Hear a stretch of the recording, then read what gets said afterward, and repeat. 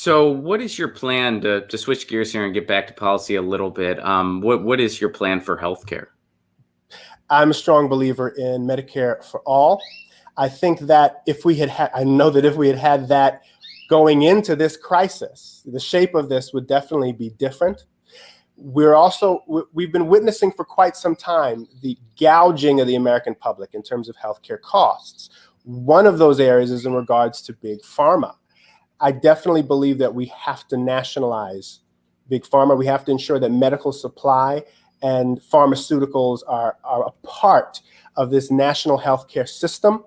And we have to ensure that there's equal access for all. Now, when I say that, I have to point out the fact that having lived on the south side of Youngstown, having lived in a place like Jersey City as a kid, the places that are often left behind are places where there's predominantly people of color and rural areas when it comes to healthcare access. In Ohio, that's a big issue.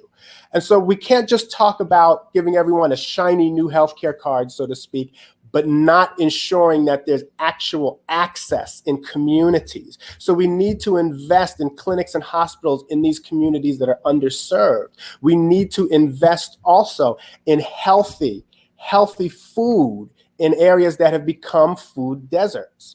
You can't talk about improving healthcare when there isn't access to healthy food. The neighborhood I lived in Youngstown, that ward of the city did not have a supermarket.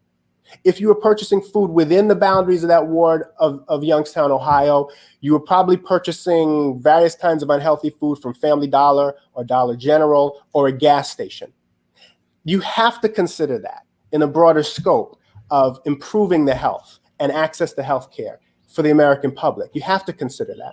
And so we want to expand programs that ensure access to healthy food, to fresh produce.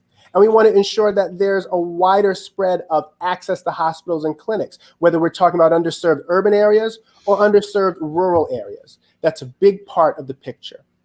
What qualifies a food desert?